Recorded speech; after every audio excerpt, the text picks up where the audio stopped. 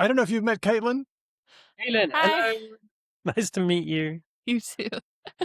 She's on the Half the Answer podcast with Trent R. Nelson, where they talk about, lots of things. They go political. We don't go political so much, but, actually, that's not true, is it? That's not true.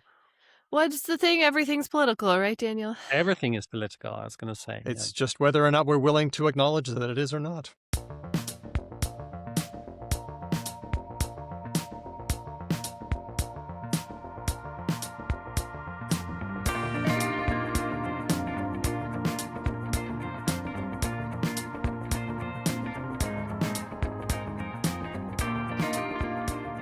Hello and welcome to Because Language, a show about linguistics, the science of language. My name's Daniel Midgley. Let's meet the team. First up, my old pal, Ben Ainsley.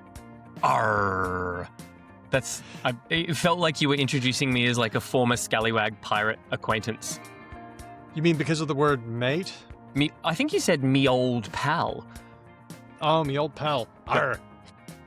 Ben, what's something about generative AI that keeps you up at night, makes you quake in your booty boots? I think for me it's the fact that there is space for lots and lots of people to say, yeah, but this is just like calculators. And this is really not at all like calculators. And that cover, that like camouflage netting or like conceptually that sits over it, I worry is really Trojan horsing some stuff that we're going to figure out is bad later. And people will later be like, it wasn't like calculators. That's a good answer. And me old pal, Hedvig Hurgard. Hedvig, same question. What's something that makes you unsettled, wakes you up screaming? I think it's really good to have friends who are willing to be direct and tell you when you're wrong or doing something bad. And I think some people think that to be a good friend is to be always affirming and supportive. And these AI sycophantic agents are that. And I heard Sam Altman has said something like, some people have never been told they had a good idea their entire lives. And like, how sad is that? And I'm like, well, maybe some people don't have good ideas. Or like, I'm not sure saying that all of their ideas are good is helpful. So I think you can get stuck in this trap of a lot of positive affirmation. Everybody needs affirmation, but sometimes you're just a wanker. Well, it's also like, I don't understand either when people are happy with that affirmation because, and I know my mom listens to this and I love my mom, but when my mom says I'm very smart, I'm like, you're my mom. Mom, this is not a reliable source. Like, this is not a reliable source. Okay, you know what? A good positive signal from your mom might not be a good indicator, but a negative signal from your mom definitely is. So you got to keep that going. Yes, that's true. A while ago, I might have said hostile governments unloading tons of cheap and easy-to-make disinformation onto the dumbest voters in our society. But after working on this episode, I have even more things to worry about. But I'm also more hopeful and calmer and realistic about the risks of generative AI, and that's all thanks to a chat that I had with Oxford professor Christopher Summerfield. He's the author of These Strange New Minds, How AI Learned to Talk and What It Means. I had a chat with him, and in that chat, I was ably assisted by our pal and co-host, Dr. Caitlin Green. Hey! So that's coming up. It was really fun. Honorary co-host. Lovely. She sounds like a very good person to pull in for that. Yeah. She had lots of good insights. She has them on her podcast, Half the Answer, with Trent R. Nelson. And that's one of my weekly stopping points, I've got to say. Just wanted to say a big thanks to all of our patrons. You know, you folks make sure that normal episodes are free and available for everybody. And thank you for making the decision to support the show. Who's going to do a welcome to our newest patrons? I think Hedvig should. We want to give a special welcome to our newest followers on Patreon. And we have one new supporter called Unleashy, which I'm interested in that name, who has jumped from the free tier to a supporter tier. And we have new people at the friend level, Sullivan and Lucy. Ooh, Lucy, I wonder who that is. And our newest free patrons are Ashley T, Paul O, Rachel O, Joe and Kevin Hawk. So that's two people in one. And Sherry L. Thank you so much. Welcome, all and one. Let's get to the news. Yeah. There's one from the AP Style Guide. You know, the Associated Press, a lot of journalists use the AP Style Guide as a way to decide how they want to write stuff. It's got some good choices, and one came out recently on Blue Sky. The AP Style Book account said this. The new AP Style Book 58th edition includes an entry for couple of things, right? Which clarifies that it always means do. Do we have any feelings on this? I have feelings. Spicy choice. I want to hear Ben's feelings first. Oh, yeah, me too. Well, I think one of the things that is tricky with couple is that it's one of those words with many senses. In like it's really, really context dependent. You know, couple can mean to have sex, couple can mean to join two things together, couple can mean lots and lots of stuff. Now, I get that it's all tied to a concept of a pair or something like that. But, you know, when there's that much sensiness sort of floating around, I kind of go, ooh, trying to nail it to the wall is a bold choice. That's how I feel. Okay, Hedvig, do you agree? I feel like the origin is definitely couple as in pairs and two things, but I feel like it has stretched. So like a couple of goofs could be 2, 3, 4. And I think what's happening is we're seeing something that I think happens in a fair amount of other languages, which is something that's developing into what's called a porkle, which means a few. So like more than 2, but fewer than whatever is considered a large amount of the thing. So probably like 10 is like too many to be couple. But you get in a lot of languages, you get this shift between words that mean 2, 3, 4 start like blending into each other because it's like, yeah, it's like a few. Which now makes me want to know the etymology of few. We could do but that. I definitely feel like if you definitely want to mean 2, you should use pair. A pair of something walk down the street, or like there was a pair of that's something. a good point, actually. It's like we have this other word that does exclusively mean 2 and isn't the word 2. Yeah. True. Nobody uses that for like 5 things. A pair is always a pair. 100% of the time. Yeah. Like no confusion whatsoever. Yeah, whereas couple does have this confusion, yeah. I'm just looking at the etymology of few, and it comes from Proto-Germanic fawaz, which ties back to a Proto-Indo-European root paw, P-A-U, which, does that sound like a word that Hedvig just said? Porkle? Porkle, yeah. Yes, But does indeed. this still keep meaning like few all the time, or has it ever meant 2? Doesn't seem to have meant 2 at any point. Although I have to say, I defer to XKCD. A few, anywhere from 2 to 5. A handful, anywhere from 2 to 5. Several, anywhere from 2 to 5. A couple, 2.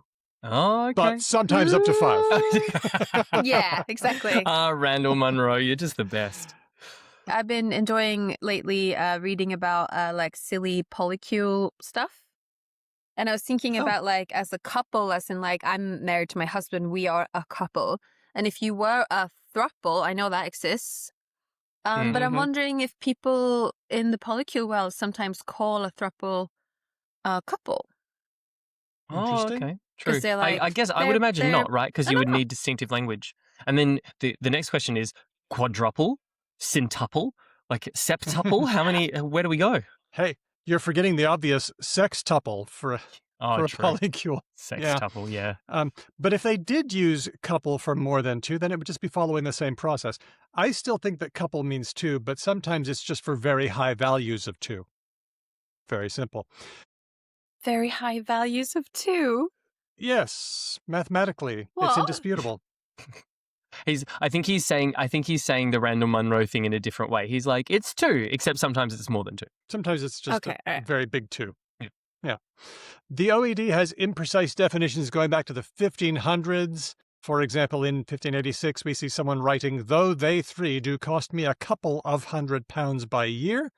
But I don't go to dictionaries. I'm so cool. I just go to a concordance and I work out the definition of words from there. So I went to the Corpus of Contemporary American English, COCA, and just looked at the examples, just scanned them to see what they were referring to. And I found that if it's a phrase like an older couple or married couple, then it is too. Fair enough. But if it's a phrase like a couple of, the way I'm reading those examples, it's almost always imprecise by my reading. It's the my very favorite thing to ever come from where Hedvig live. It's buckaroo numbering. Yeah, it is. You know, if the AP wants to do that for their own style guide, that's totally cool. I think they should consider common usage, but it's their style guide. They get to enforce what they want. Yeah. This one was suggested by James on our Discord. Let's talk about vocal fry. What is it? So I just got a sort of commented video about this really recently in my feed. So vocal fry is when you speak, you sort of vibrate your vocal folds in such a way that you get this like a little bit of like a creaky effect. So it's associated with like valley girls speak, supposedly. So like the way that like certain young women in California speak. However, it actually happens all the time, also in men, also in older women, also in children, in all kinds of languages, all kinds of settings. But it's been associated not only with like the creak, but also with like certain intonation patterns, I think. So like the prime example would probably be the Kardashians used a lot of vocal fry. And what tends to happen when young women do something is that it becomes trash, unclassy, dumb, etc. So people like to make fun of this talking style, but it actually happens a lot in the population broadly. Yeah, and they also try to be helpful by saying, girls, don't sound unprofessional. Ditch the vocal fry and use your strong woman's voice. But it's actually just a way of criticizing women once again on how they speak. I always, I don't know if I'm right in this, but I always associated it with, just because, you know, I can only make sense of the world through pop culture references. I associated it most heavily with the coming out of the show Girls in the 2000s and that tranche of millennial woman, sort of like the privileged, whiter, wealthier, younger, but like not young, not children, like 20-somethings, and having that real like, no, okay, that sort of thing. But yeah, like it's, you know, each one of us have exhibited vocal fry in the last minute and a half. It's probably, and not just as an example, like as in as a normal part of our speech. Yeah, I actually find it quite, because I think that this negative attitude to vocal fry is so well spread that I think that women who do it now, I'm almost like impressed by it. Like when they do it in the Kim Kardashian Paris Hilton way, I'm like, well, you know that people hate this and you're still doing it. That to me is like quite ballsy. That's like quite like, I don't know. Vocal fry in your like, face. I don't care. Yeah. Yeah. I should do more vocal Tattoos fry. are so mainstream, man. You should get vocal fry going. Yeah. Well, there's been some new work by Jean Brown, a graduate student at McGill University. She just gave a talk recently at the annual meeting of the Acoustical Society of America in Philadelphia. What she did was she analyzed online recordings of speakers of Canadian English, checking out the fry, did a little bit of number action, and found that there were two people who mostly did the fry, and it wasn't young women. It was, number one, men and older speakers. Those are the two groups that did the most fry. It wasn't young women at all. And then she did an experiment where she made her own creaky voice recordings, her own fry, but she pitched some of the recordings down so that the voices were deeper. And then got subjects to rate how much vocal fry there was. Now, these people had been trained. They did a thing where they learned to recognize vocal fry. They were told what it was and listened to examples and went through a training thing. And then they listened to her recordings. And while listening, they saw maybe a photo of a man, maybe a photo of a woman, and listened to these pitched up or pitched down examples of vocal fry. And Brown found something interesting. People didn't identify the fry just because they saw a certain photo of a man or a woman. It didn't seem to correlate with gender at all, but it did correlate with low pitch. So vocal fry is complex. Perception of vocal fry is complex. Brown says the conflict between our findings and everyday perception, where women are routinely flagged as creakier, suggests the bias is real, but socially constructed rather than grounded in how women actually sound. Thanks to James for that story. And by the way, somewhat relatedly, I found this note on the other thing that women are criticized for, and that's uptalk. You know, uptalk? That thing you do? Do you At the end of a know sentence? about the end of the thing that's happening tomorrow? Well, Matt Gordon on Twitter spotted an example from 1890. Wow. This is from a book called Dialect Notes, and we'll have a link up in the show notes for this episode. A man named Sylvester Primer writes, Charleston, South Carolina has one peculiarity which I have not noticed elsewhere, namely, they constantly end the sentences with the rising inflection so that they appear to be asking questions at first. I am told that this peculiarity also exists in Devonshire, England. So, nice catch from 1890, hey? Fascinating, because I thought for sure there's no way we would know, right? Like, because there's no audio recordings or anything. Nope, but he described it, Wow. so there you go. I thought that was cool. Very cool. What's Thank you. next on the docket, Daniel? Let's finish up with one suggested by James on our Discord. This one's about Singlish. Love Singlish. Love hearing it. Singapore English, yes. Well, Sure. about 10 years ago, we did a show on Singlish, and we noticed a certain attitude. There were lots of people in Singapore who used Singlish, which borrows a lot of elements from Hokkien and Cantonese and the other languages around. They used it, but they weren't proud of it, and they felt like they shouldn't do it in certain settings like school or work.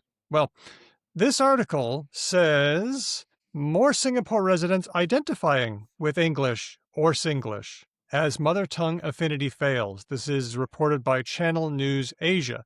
Here's the grab from the article. Nearly half of the Singaporeans they surveyed, 47.6%, identified most with English or Singlish, up from 33.8% in 2013. Sounds pretty good, right? That's a pretty big jump in not all that long a time.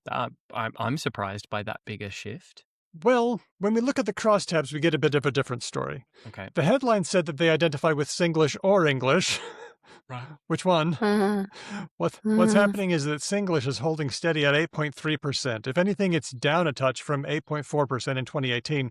This gain is mostly due to the rise of English from 33% in 2018 up to 39% in this latest survey. Do we suspect possibly that some Singaporeans are saying English when in fact what they do is Singlish? Like, is this one of these things of like, yeah, I speak it, like I'm all about the English, but then were you to monitor these people, you would find quite a lot more Singlish than is being self-reported. Well, that might be true in this survey, but it might also have been true in the other surveys True. they did in Okay, previous yeah, years. good point. So the main thing is the direction.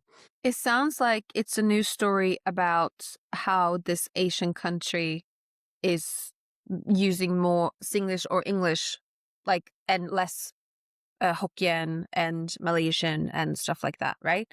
That's the interesting news story here to this newspaper. That's correct. This really is coming at the expense of heritage languages. Mother's heritage language down from 6.9% to 6.2%.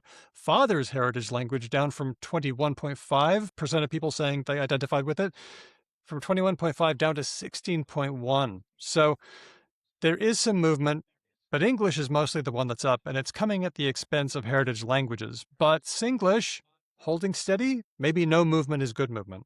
I think just as a quick note as well for any of our listeners who might not necessarily have much at all to do with Singapore, and I'm not claiming to be a Singaporean expert by any stretch of the imagination, but one of the aspects to this story that is interesting, I think, is the fact that officially and governmentally, the government is going to be happy with this news. The government has been very, very clear for many decades that English is the language that they want Singaporeans to speak. It is what has been pushed. It's what gets taught in schools. So this rise isn't sort of, it's not equitable, I think, to like, let's say, an Australian example where we see the loss of heritage languages, because this is a different context. I'm not saying better or worse or anything like that, but just I think it's important to remember that Singapore in the I'm gonna take a stab and say like the 50s or the 60s took a pretty big swing with going, we speak English, because that I'm gonna wager that the typical level of English speaking and knowledge at that time was not big.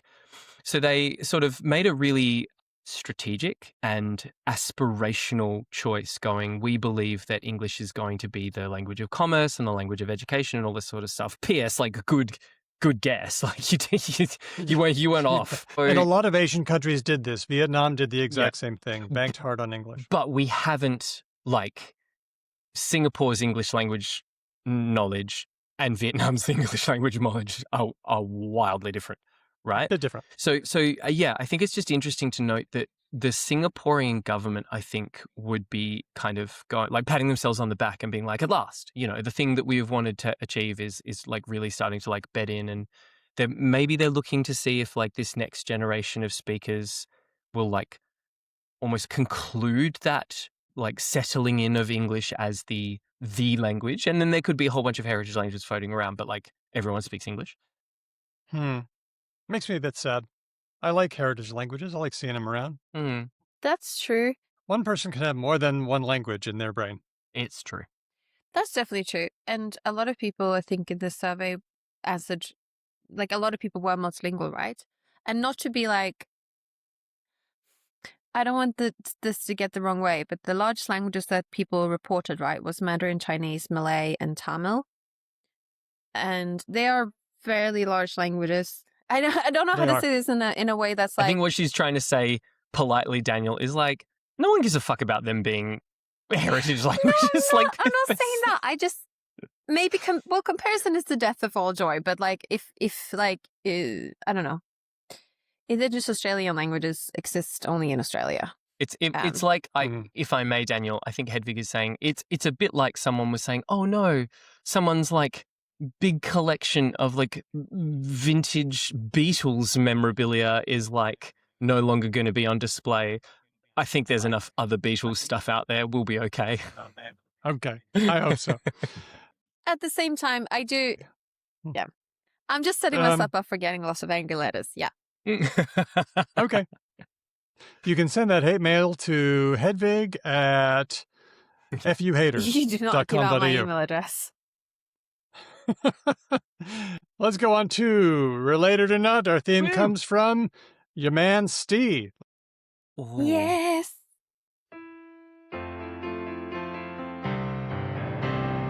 Related or not.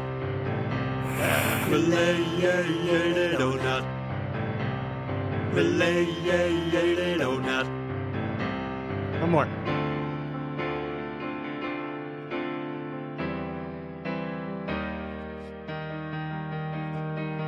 Related or not. Related or not. Love it. Very nice. Hedvig, marry that Do you man. hear the Elton? Yeah. He There loves was a Elton little bit of John. there, wasn't there? Yeah. Yeah. By the way, sorry to Hugh Stickley. I pronounced your name wrong on our last episode, but you shall henceforth be Hugh. Cool. This instance of Related or Not is the Bonkers Mélange edition, because all of our friends and contributors have given us the most bonkers melange of words we're ever going to see in this game. Excellent. Oh, this is Okay. my speed. I love bonkers. Melanges? Okay. Yeah. It's a French Okay. word, so, you know, like, pass. Okay. What bonkers? Bonkers. This one is from Liz via email, hello@becauselanguage.com. Liz says, hi team, here's an idea for Related or Not. Get ready. Mhm. Population, Mhm. discombobulated, and bobbin. Wow. Population, discombobulated, and bobbin are some, all, or none related. What do you think? I've got thoughts. Okay. Straight away. Hit us. Okay, so I've got visual aids I can offer. I'm reaching behind onto the very chair on which I sit, and I am pulling off a toile that I am in the process of making. I'm going to hold it up so the guys can see. This, Oh, wow. these two know, but for the sake of the listeners who might not, I've been trying to get into sewing and like clothes garment making, and a toile, which is just, I believe, the French word for cloth or fabric, is like a test garment that you make out of shit fabric that you don't mind losing, so that when you make a whole bunch of mistakes, it doesn't matter.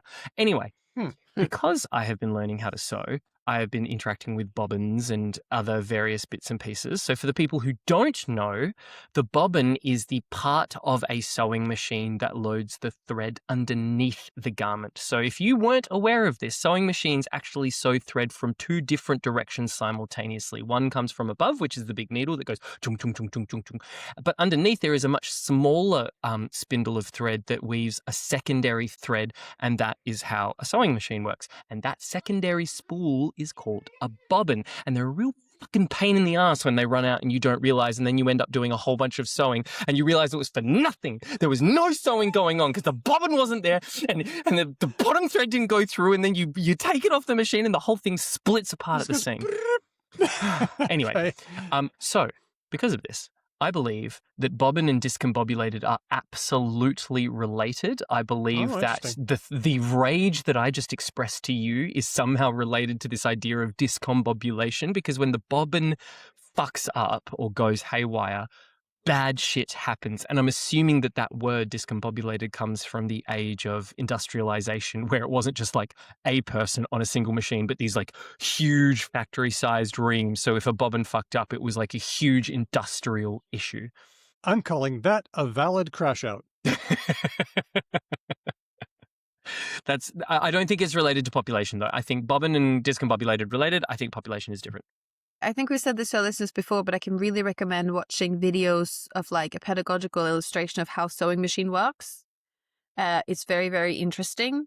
And for extra bonus, I can also recommend watching history of sewing machines, because there were alternative ways of doing it that are also interesting to look at. Sewing machines are a very, very, very sophisticated piece of machinery that I could never invent on my own. Never in my life. Yep. I think Definitely. that the thing here is the bob and pop, right? So we have to ask ourselves a couple of questions. So population comes from populus, meaning people in Latin.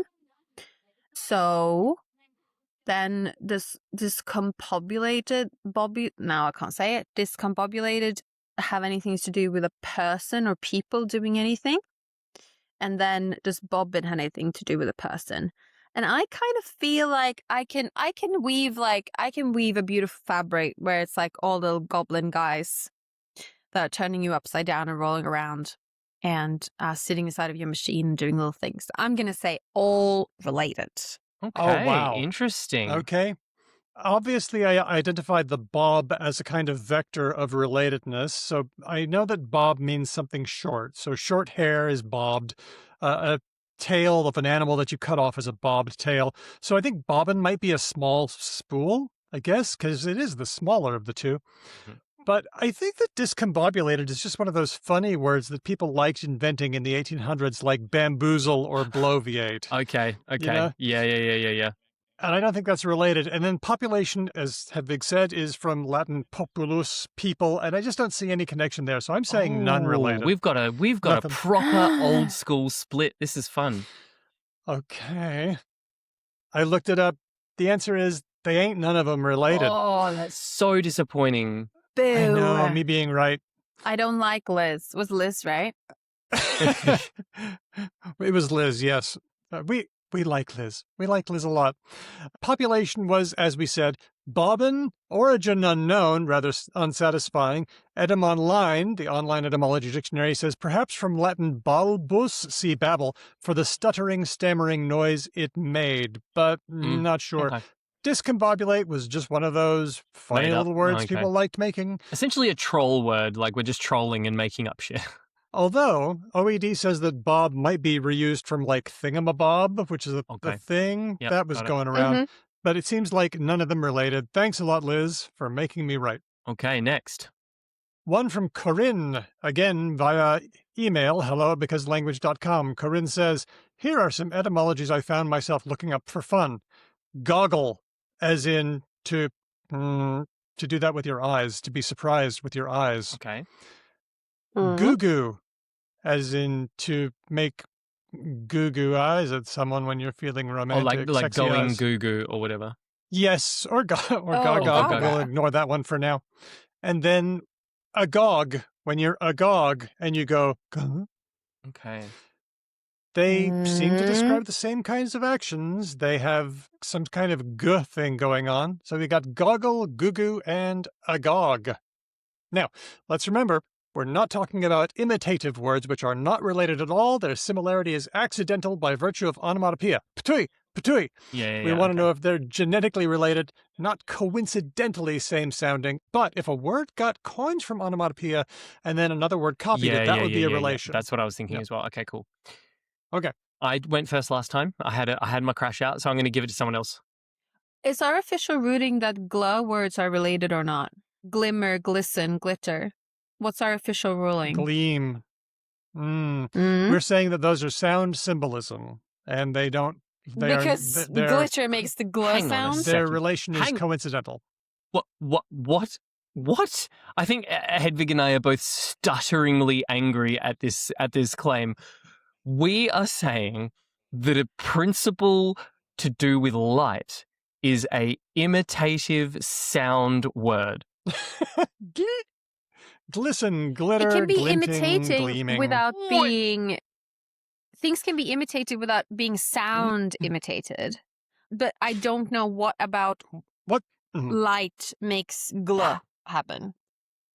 Is what I'm saying. What's happening is not that we're trying to imitate the sound of light. What we're doing is that over time, somehow, the gl combination of sounds started to mean, for English speakers, a kind of glowing light sort of thing. Okay. We have strayed. So why are those not related? But wait, would that be analogy? Would that be a cross instead of genetic? Only us three what if one of them did could it be first in the middle and of a related or not, and then assign ourselves a completely separate related or not we have made up on the spot. Not separate.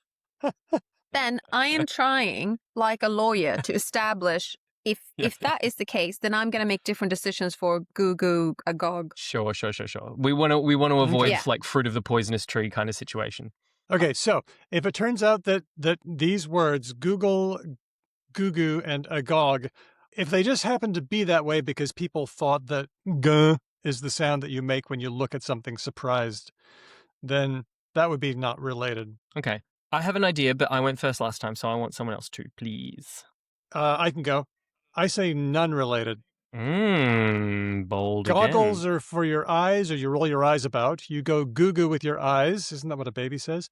And you do that when you're agog as well. But I think this is just plain old sound symbolism. We somehow arrived at this idea that g, in a kind of imitative fashion, is what we do when we do things with our eyes. I think a goggle and agog are related. And I think there's some sort of root word, like some sort of Norse or Germanic root word to do with eyes that, like, I just don't know. I think goo-goo is a weird one. It's also pretty niche. Like, I really don't and haven't heard it used very much to describe the way people look. And I suspect that the way we get goo-goo is because we have this, like, stereotypical like baby noise goo goo gaga, like in the same way that I would do a cock-a-doodle-doo or a bar or a woof woof kind of thing. Our like imitative, typical in English baby noise is goo goo gaga. And what happened was we associated like goo goo eyes or gaga eyes or whatever with the fact that like newborns are just weird, scary creatures. So we've associated the noise, the woof woof, as it were, with that look. Whereas goggle, I mean, because goggle surely just comes from goggle, right? Like the thing you put over your fucking eyes. Surely. Like that seems like a pretty uncontroversial take. So I think goggle and agog related. That's me. Okay. Hedvig. I think this is all nonsense. I think all the gla words are related, and I think that all of these are related. I also barely know most of these words. I basically never encounter them. Okay. Sorry. Well, let's take a look at the answer. So goggle is of uncertain origin, so that's no help at all. Goo-goo. Now this one, I got conflicting answers for this one. Edom Online says perhaps connected with goggle. So if you're listening to Mr. Douglas Harper, he's on your side. But OED says unlikely on both formal and semantic grounds. So they pointed out that some people have tried to tie goo-goo back to goggle, but unlikely, says OED. Daniel, on formal and semantic grounds, yes. Point Point of information, sir. Yes. I have found extensive information on the etymology of goggle. Have you? What have you found? Are you sure it's not Google? No, I'm very sure it's not Google. Okay, hit me with it. The word goggle derives from the Middle English root goglen, meaning to roll the eyes about or to squint. First emerging in the late 14th century, the term has uncertain ultimate origins, but is generally thought to be expressive or imitative of someone staring with wide rolling eyes. Imitative. Thank you very much. That's what I wanted to hear. Mhm. Okay. By the way, OED thinks that goo-goo is connected to gooey, but it's inconclusive. Okay. So I can't connect that. Agog. This Mhm. one is from Old French angog, Oh, probably, damn it. in jest or good humor, joyfulness. It made me think of gig, the dance, but it goes on. From gog, fun, which is of unknown origin. And gosh. Now, if Corinne has suggested a go-go, as in it's going to be cookies a go-go at my place or whiskey a go-go, then that one might have been related to gog because of that word fun, gog, the old French word. But for now, it looks like none of them related. This is once again imitative. We're unhappy, but that's the way it goes. Thanks, Corinne. All right. Ready for our third one? Yep. One from Ash, once again via email, hello@becauselanguage.com. Ash gets straight to it. Hi, all, related or not? I love this. This is so good. Just bam. Gets in and does it. Once, as in it only happened once. Ounce, as in the unit of measure. Pounce. Yeah. I'm already. Yeah. I hate these. Yeah. Yep. And lynx, Lynx, the animal. Once, ounce, pounce, and lynx. This is a bonkers collection. Ounce, pounce, lynx. Hedvig, I'm going with you first. What do you think? Well, like an ounce of something is not a very big amount. Could it be something True. once? Once is not big either. How high can she go, folks? I appreciate. Yeah, I like this set, but I find it really hard to know what to do with it because they're quite short and they're spelled funny. And once, ounce, pounds, lynx. Lynx seems like the one that is like the fun one that is related to one of them, as she wants to showcase that that is the case. Or they. Oh, she's metagaming, folks. Or them. So which one is it? So it should be pounds because they do pounds. So yeah. They do, don't they? I'm doing really poorly in this game. I might get my linguistic card removed from this episode when my senior linguist friends listen to it. And I'm just going to have fun with it. So I'm going to say pounds and lynx are related and nothing else. Pounce and lynx and nothing else. I had the opposite answer. I said once an ounce. Because once is one plus the good old adverbial genitive, same as twice and thrice. The S means this is an adverb.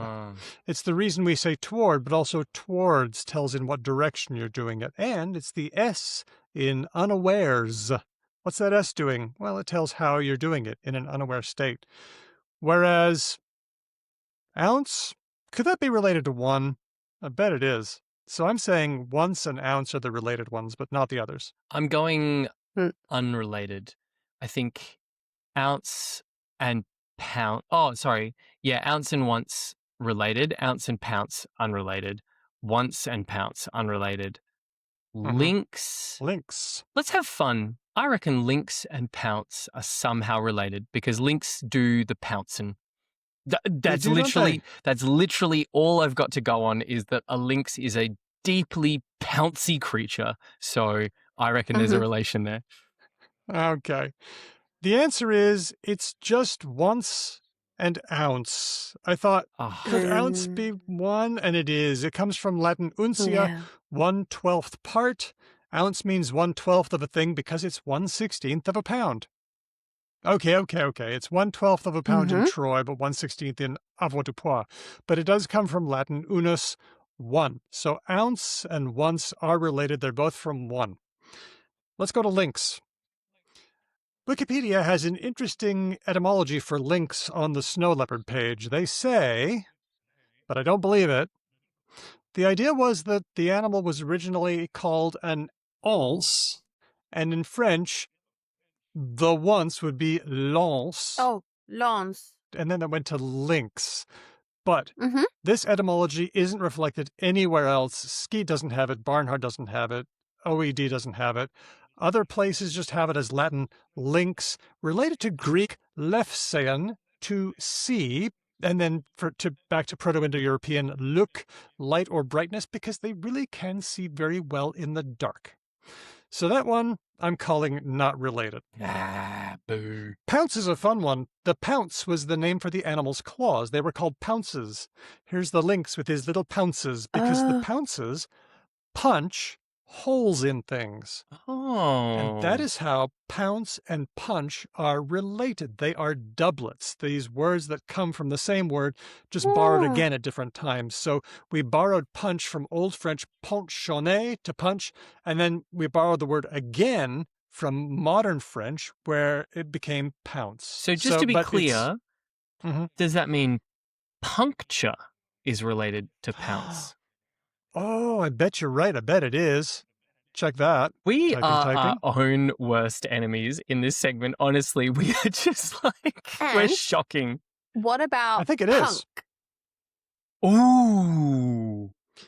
Punk is interesting because punk went through a lot of different things. According to Edym Online, it's an Algonquian word, punk, meaning dust, powder, or ashes. But there are other etymologies that have been put out there.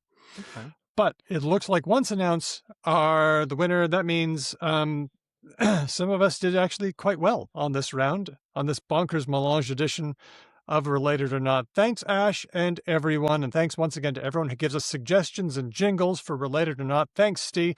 If you want to give us a jingle or a suggestion, why don't you hit us up in all the regular ways, hello@becauselanguage.com or on SpeakPipe.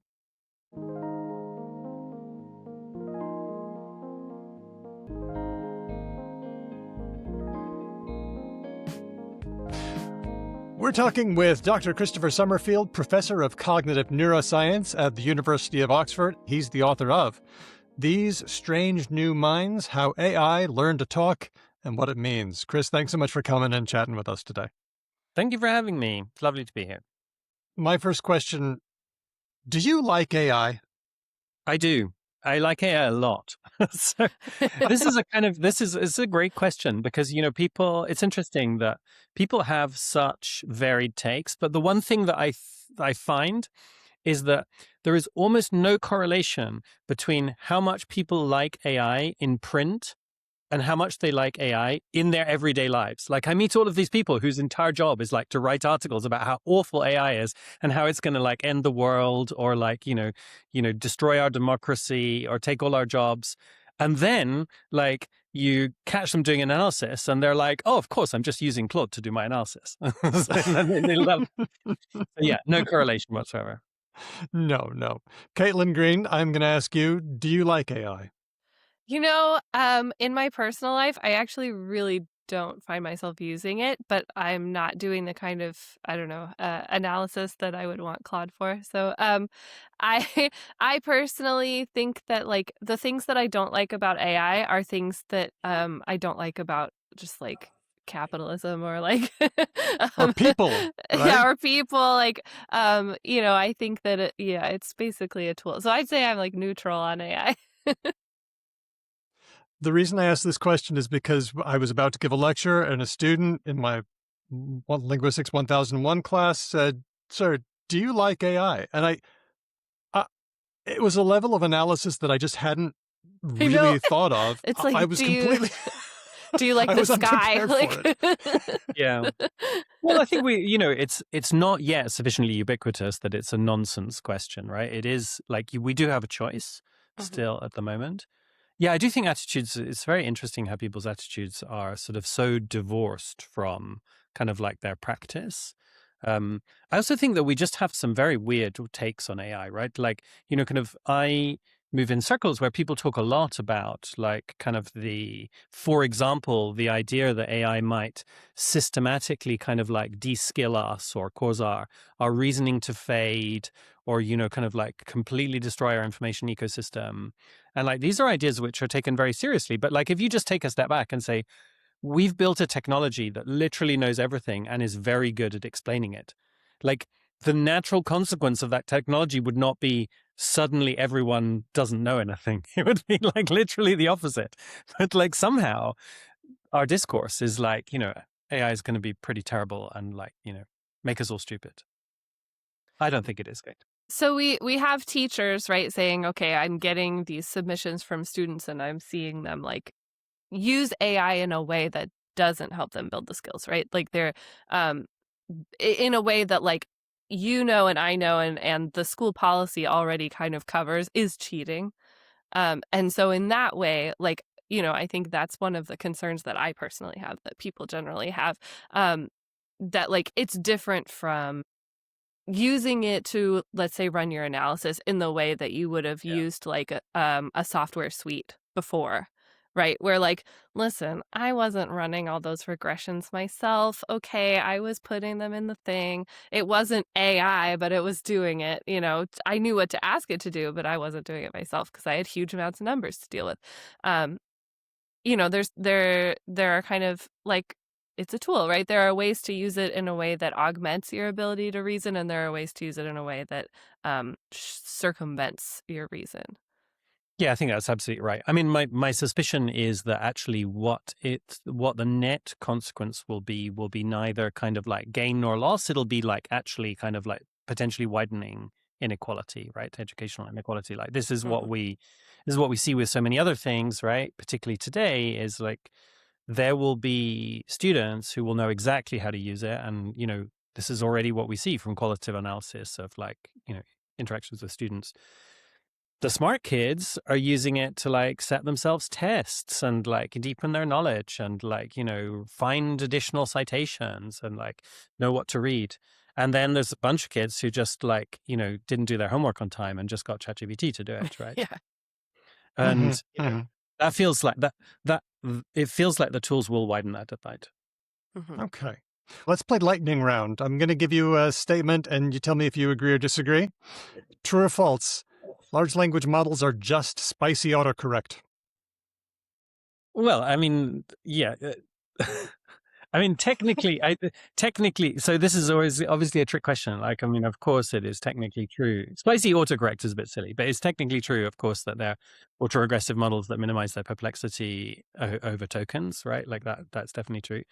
But I mean, the interpretation of that statement is normally taken to be, and thus they can't engage in various forms of cognition and computation that we have traditionally thought involve like, sort of operations over discrete symbols and so on. So yeah, no, I don't believe that. Okay. Sorry, that was Your one. gotcha journalism, Daniel. Oh my goodness. That was the reason I throw that out there is because it is a thing that, and I've said this as well, and we've said it on the show, and something we hear all the time. Okay, so not just spicy. It's reductive to say that's all they're doing. Right. Okay. Yeah.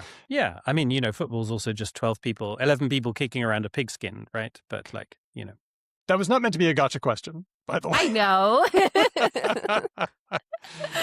Are you an AI vegan, Caitlin? I think I'm just out of touch. Like I'm not in the world. I don't. Okay. I only talk to small children now, so I just don't use it. 'Cause it's not in my life. Yes. They're predicting next tokens as well. Yeah, my 6-year-old is actually just a spicy autocorrect. Yeah. Spicy autocorrect. Okay, next one, true or false? They're simply regurgitating data from their training corpus. Well, this is demonstrably false, right? It's just not true, right? I mean, it's clear that the models can generalize, and they can generalize like in ways which are so the naive transformer, right? So like literally the computation that just goes on the activations allows for limited forms of interpolation and extrapolation, I think. Self-attention, which is a form of associative memory, lends itself really, really well to composition. And so the models can engage in forms of composition, which clearly allow them to do things that are definitely not in their training data. if they want to go far beyond the training data, just like us, they need to use externalization, right? So that's why if you give a complex calculation to a language model today, it doesn't solve it in its activations. It like writes some code, which is exactly the same that you or I would do. Or hands it off to a calculator app or something like that. Yeah, so tool use, either tool use of one sort or another. I mean, yeah. Okay. I used to be able to tell lots of fun stories in my class about large language models doing silly things, like cooking meals with gasoline or failing to count the number of R's in the word strawberry. And something's happened in the last year. I've had to ditch all of those examples because they've gotten so good. I can't find them anymore. What's going on? Yeah, my colleague Steve Pantadosi has this he says that like trying to prove errors in language models is like the Sisyphean task because like, just as soon as you you identify something they can't do, the next version of the model fixes it. And like, it's a fool's game now. Well, the models are getting better because they're getting bigger and because they're getting trained on more data, right? So it's not a secret. Yeah. Which one is the more important, the size increasing or just humans pelting it with lots of reinforcement? Well, I think that this is a very interesting question, actually, and we don't quite know the answer to this question.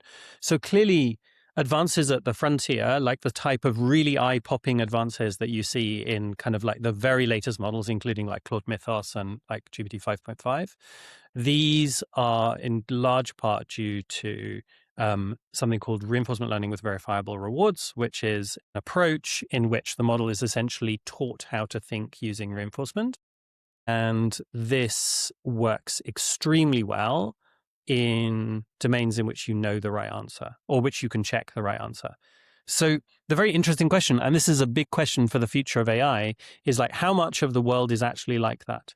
Like how much of knowledge that you need to know actually has this verifiable aspect to it? So if it was everything, then AI would like basically just be solved by having lots of compute.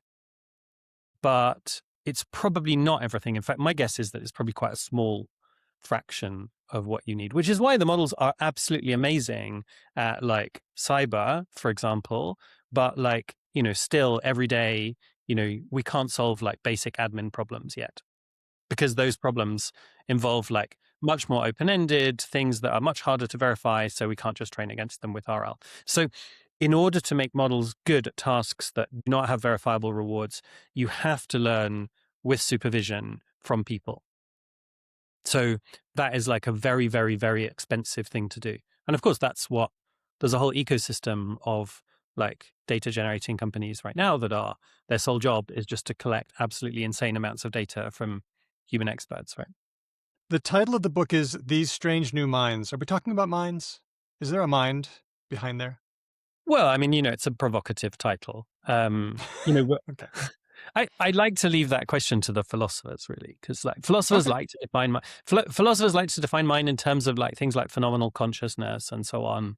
And I don't make any claims about that in the book. If you're a cognitive scientist, then a mind is like, it's basically like a complex input-output processing device. Of course, you can get into debates. So like, does that mean my thermostat is a mind? And it's like, yeah.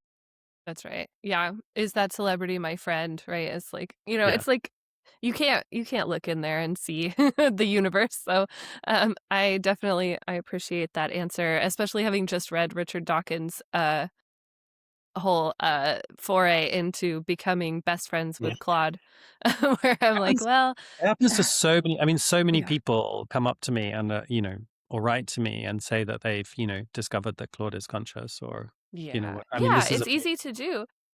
I think it's human nature to look for consciousness in other places, right? To like, you expect when you meet a person that they're conscious, and so why wouldn't you also sort of like do a couple of mental tricks on yourself to allow yourself the experience of engaging with a conscious mind when you have the chance, Yeah, and so right. he did. He decided that Claude was conscious, and then he made it into a girl, and then he gave it a boyfriend. So, that's beautiful. Lovely. Yeah. This is, another grand old man of science, Daniel Dennett, who sadly passed away last year, calls this the intentional stance, right? Like engagement with the minds of others is so important for our selective advantage, that we do it with literally everything. You know, we do it with our phone when it refuses to turn on. You know, we do it with the weather. Like when the weather doesn't comply, like it's very cold here in Britain at the moment, even though it's May, it's like not supposed to be cold. I'm like so annoyed at the weather, like really so annoyed. I can't even complain, right? I'm in Oregon. I am getting rained on, and I'm like, how can this be in the Pacific Northwest that in the springtime I'm getting rained on, and yet I still feel I'm being personally targeted. Personally, it's personal. Exactly. So yeah, the intentional stance, and of course, there's this computers as social actors framework, which we've had for a couple of decades, and so we're particularly prone to this with computers. And of course, when the computers talk back and sound reasonable and want to make friends with you, then it's going to be even more compelling. And they like your novel. They said your novel was really good. Of course they're conscious. I sometimes think of language output, because for all of human history, when there's language coming out of something, we say, "Oh, human," right? It's an exploit. Like if I saw a duck walking down the street and the duck said, "Hey, man," I'd be like, "Well, that duck's a person." Or Clearly. it used to be a person, but it got turned into a duck by magic, or something. It's something happened. So I see a computer, and I just impute intentionality and agency, and it usually works. I mean, imputing understanding is what makes interaction happen. Let me ask a question here on this. I sent my students a final exam question once, and that is, it's often claimed that generative AI systems do not understand in the way that humans do. How do you know if a human has understood you? Yeah, you don't, right? I mean, this is a sort of like, this is the mega failure, one of the mega failures of my field, right? Psychology. Like, we've been around for 100 years. You would have, the top of the list of things that we should kind of have researched or solved is like, what does it mean to understand something? But literally, not only have we not solved that problem, it's not even a research program within our field, right? There's almost not completely. There are some wonderful people who are working on this, but it's very niche and we don't have kind of consensus views. There is no definition, so we can't hold models to the same standard as people. Well, do you think I understand you? Yeah, sure. And like, to some extent, right? Like, we also, I mean, we just don't have a mature science of this, right? It's also almost certainly the case that in most conversations, there's a lot of talking past, right? You can easily like zone out and then you can kind of wing it a bit and like, or we can have a whole conversation where we think we understand each other, but actually we don't. And of course, this is also because mutual understanding is only one of the goals of language, right? In fact, it's possibly one of the less important goals of language, right? Much more important goal of language is like to signal kind of like affiliative or cooperative signals, basically like to provide signals to make sure we don't like beat each other up. That's very important. I love not being beaten up. It's good. One of my favorite pastimes. Yeah. But mutual understanding, I mean, because we don't have clear definitions, right? We have to rely on proxies, and those proxies might be, can you explain something clearly? Can you teach someone else that thing? Can you say it back to me? Those types of things. And, those are what we use in education, and the models pass all of those tests. Yeah, I was thinking, what kind of answer would I want from a student who I gave that question to? And what I would hope they would say is, I will never know if you understand me, but I think you understand me because I say stuff, and then when you say things back, it's kind of what I expected. Like my brain was making predictions of what you were going to say, and then I kind of got what I expected. So I guess I will impute understanding until I start getting lots of words that I did not expect, in which case I think something must have gone wrong and you didn't understand. But models, they give me back text that is kind of what I expect. So maybe it doesn't matter if they really do understand as long as they can do something useful. Yeah, I think it's not the most useful debate. Yeah. Yeah, we've sort of just like talked our way around the Chinese room, right? Yeah, exactly. Tell me more, because we have never had a discussion of the Chinese room on the show. Do you mind? I'm afraid I'll mess it up. Sure. Yeah. Well, I mean, like now this is a cue for me to mess it up, right? But it's basically like a thought experiment that is supposed to surface like something to do with phenomenal awareness as well, but also kind of like meaning and understanding, whereby, you have there's a room and there's someone who doesn't understand any Chinese, and they post kind of like notes into the room. And in that room, there's a giant book that can do any kind of like, can translate from any language to any language. So of course it can, so of course it can be used to translate the notes. And there's a person in that room who is like using this book in order to translate the note. And so the person in the room doesn't understand the note, but they use the book, it translates it, and it comes back out the other end. And the question is like, does the person in the room understand or it's supposed to illustrate that the person in the room obviously, kind of like can emit the correct answer without ever necessarily understanding. And yeah, I mean, I think I never like set a lot of store by these kind of like philosophical thought experiments, but that's probably because I'm not trained in the right way. But like, it seems to me that they've just sort of hidden the understanding in the book, right? They've just got this trick, Right. like, Yeah. the book sort of understands because it's a universal translator.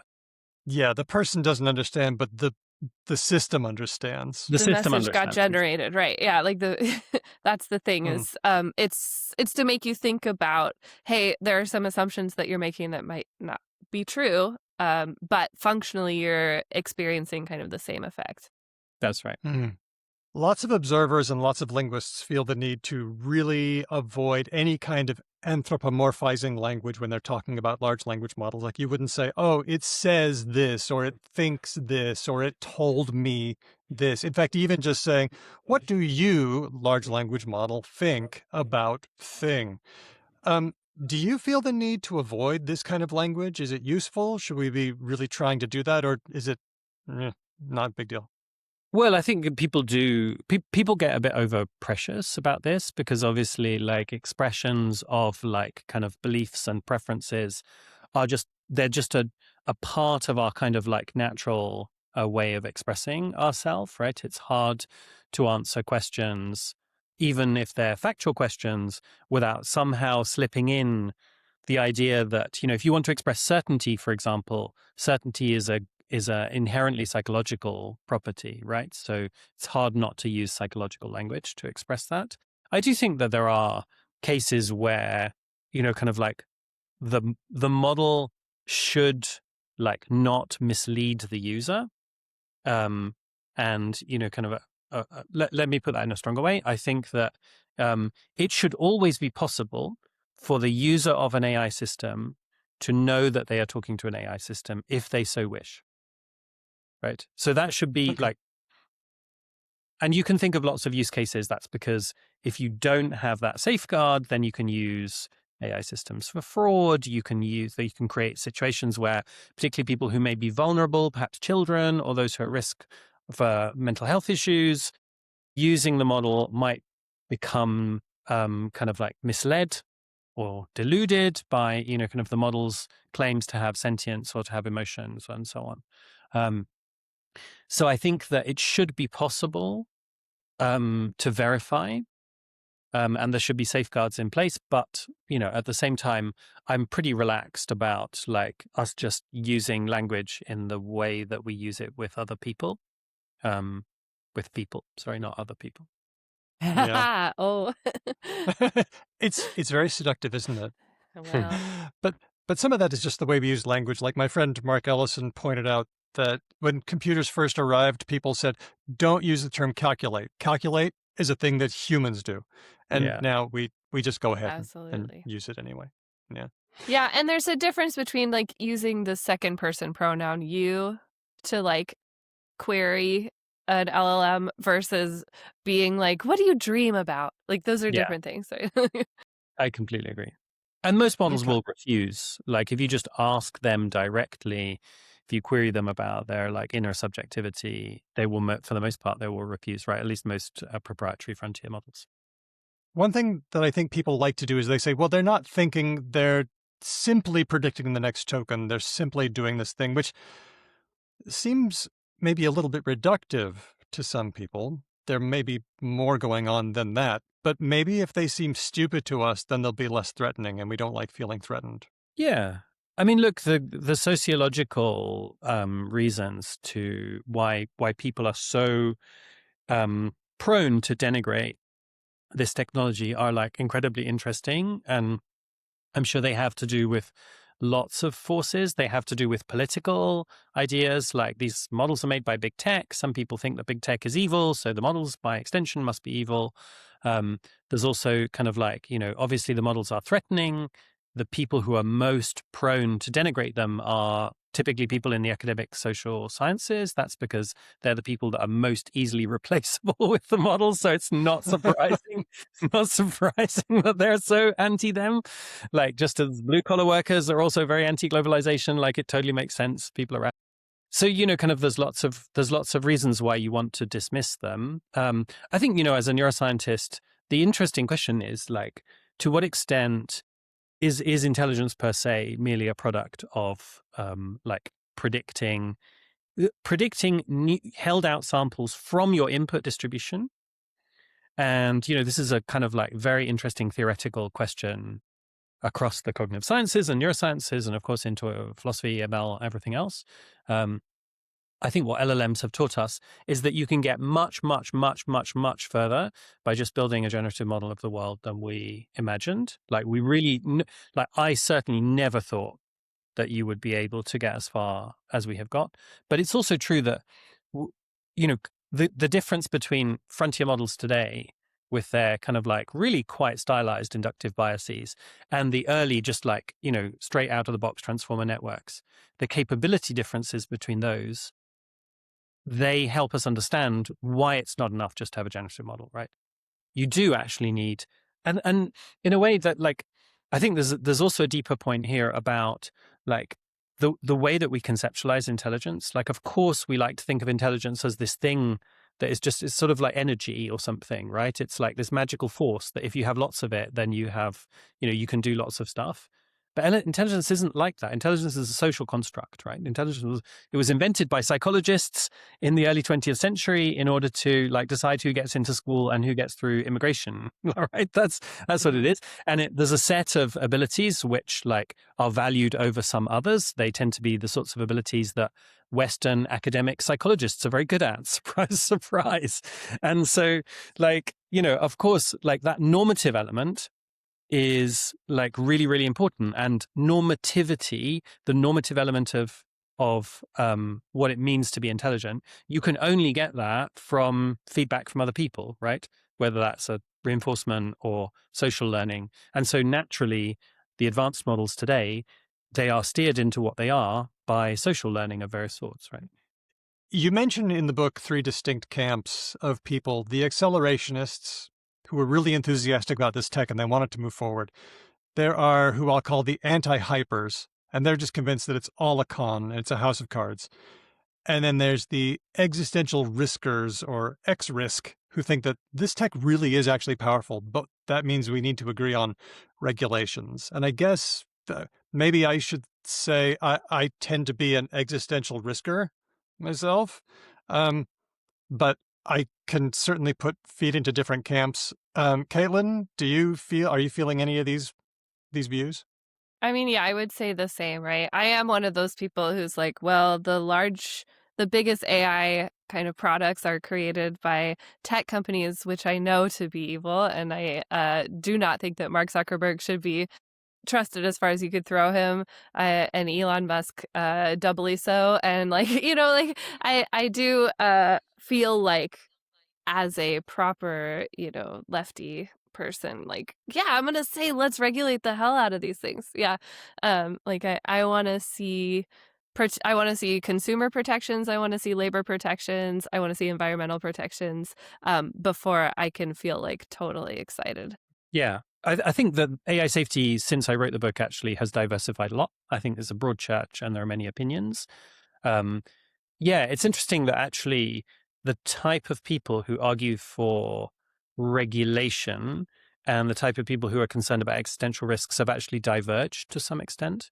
So people who are truly concerned about existential risks, Yeah, I mean, they either have a sort of sense of inevitability or think that you should just pause development altogether, or they want to work on technical solutions. There's a lot of work on technical solutions.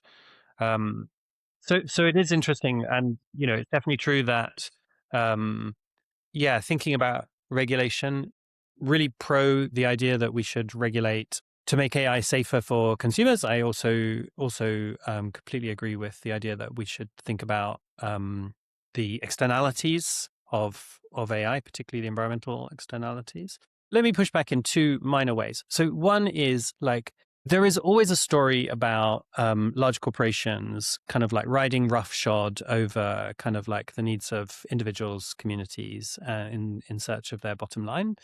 But I think actually, if you sort of stack up the world's corporations and look at how evil they are, like actually, like tech kind of really, really, really, really isn't the worst, right? If you look at these artifacts, the artifacts that they have produced, they didn't have to be like that. Like actually the artifacts, like it's quite astonishing that these artifacts will refuse requests to engage in kind of like criminal activity. They are for the most part, like they cleave pretty clearly to like, what you would describe as like expert or mainstream views within each country. Of course there's maybe challenges to that too, depending on which country you're talking about. They also, all of these companies do have safety teams and they take safety reasonably seriously. And the product of that is that most of the models are sort of like broadly like liberal and progressive in their outputs. And like, not all of them, of course, but most of them. And I think like, I'm making a relative point, not an absolute point here. Kind of, if you think of the way that other large corporations, you think about the financial world, think about big pharma, big food, you think about oil and gas, the way that tech companies comport themselves is not actually all that terrible by comparison, in my view. Yeah, I mean, I would say compared to other corporations, that's a very fair point. On an absolute level, I still would like to see them reined in, right? We've had some problem with AI-enabled surveillance, for example, like, flock cameras and things like that, where people are not comfortable with that and people don't feel like they were consulted in terms of implementing those kind of technologies in their cities. Where, it would have been nice to see. And it's not that I want like CEOs to become nicer, because I don't think that's right. I think that's not their job. But I would like to see governments become toothier, maybe. Yeah, I think there is, just to give you a contrary view, I think there is a real question about whether we should be more worried about like large private sector corporations making AI or more worried about states wielding AI. Yeah, absolutely. I think that's a very, very serious question. And I think ultimately, and we see shadows of this already, right, all over the world. But it is the case that the state is generally more powerful than its corporations and not necessarily kind of more well-meaning. Right. I mean, I brought up Flock, for example, and the whole reason it exists is because it's contracting with police, right? It's like it is the state that's creating the demand for those kinds of incursions into our personal liberties. I say on my soapbox, sorry guys. But yeah, absolutely. Like it's not just about reining in the corporations. It's about like the people putting in structures that rein in the state from using them against us. Yeah. The way I think about this, I think in general, is that we have hard trade-offs to make about privacy and security. So at the moment, we've lived through an era in which people were broadly, pretty happy to give up large chunks of their privacy in order to get free stuff, and like that kind of bargain, kind of like most people were broadly happy with. There were certainly like kind of certainly complaints from some quarters about like how that privacy is given up and how it rubs off on other people who maybe haven't consented. I think that's very legitimate. But we're going to enter an era as the technology, we see this with the cyber capabilities of these models, right? As these models become more and more powerful, in order to keep ourselves secure, I think it is very likely that we will have to give up more of our privacy, because it will become necessary, for example, to have authentication and verification measures just because we don't know, because these models are very powerful and they're out there on digital platforms that we all use. I think it's very hard. There are hard choices to be made in the future. Like, I don't want to live in a world where whenever you go on the internet, you have to show your passport. But like, Right. Yeah. Yeah, absolutely. Yeah. Well, in that case, we do happen to have a magic wand on Because Language, and you get to wield the magic wand of policy. I'd like to know what kinds of things you'd like to see. I was thinking small. I was thinking no sloppelgangers. You don't get to impersonate people. Even, but then, what about dead grandparents? Gross, but maybe not legally actionable. Right. Like, do you But want to stop the guy next door from talking to his AI grandma? I don't want to talk to my AI grandma about like. yeah, no, but that's just one idea. Do you think that we should have funding for constant red teaming so that we can make sure that we catch problems before they happen? Do we just stop development? What are you going to do with this magic wand, Chris? Yeah, well, as a government employee, I'm actually not allowed to comment on public policy in relation to AI, but I can tell you some things that are not directly policy recommendations that I do think. One thing is that, kind of like in general, governments aren't in the business of like regulating frivolity, right? So even if it's kind of icky to have an AI girlfriend, or for that product to exist, I think it's kind of icky. It's not really the job of like state governments to say, kind of like what, whether that's allowable or not in law. Instead, what the governments do and what they have done in the UK, for example, is to pass legislation concerning like child sexual abuse material, non-consensual intimate imagery, and I think kind of like very sensibly tried to bring the legislation up to date to deal with those criminal uses. Let me answer your question more broadly by not talking about public policy, but by talking about things that companies can do. I think this is actually kind of like not widely known, but broadly non-controversial. I think that a lot of the problems that we see right now, like not thinking necessarily about the future, but a lot of the problems that we see right now with AI could be fixed relatively straightforwardly through a series of pretty non-controversial agreements between the major proprietary providers of frontier AI over like the usual suspects. Like clearly we need psychological safety frameworks for the models, right? So we need agreements over how the models should respond, for example, when the user is clearly in crisis, like experiencing suicidal ideation or psychosis, like just having frameworks that are kind of that deal with that and that can be evaluated against. We need frameworks for thinking about content provenance and watermarking. I mean, this is kind of like, reasonably uncontroversial. There exist frameworks like C2PA for thinking about, kind of like universal standards for metadata so that you can like basically work out where an image came from. Like maybe everyone should sign up to that. That would be great. Things like, as systems become more agentic, we need agreements over like what are reasonable deployment cases, like, as systems are deployed on the internet, we probably need protocols for things like MCP, model context protocol, protocols for things like verification, so that we can control access, like which models go on which websites and how is that controlled, licensing, other forms of AI infrastructure. We need policies whereby models will disclose that they're a model, things like that. But these, I don't even know if these are things which are best. These are not necessarily things that government should step in and do. Like, I think these are just sort of sensible design choices. And I think a lot of people in the companies also think that these are sensible design choices, but like, they just haven't, for whatever reason, got round to implementing them. And I think maybe it is in part because there's a sort of like, there's a feeling that there's a sort of race to the death, and like, kind of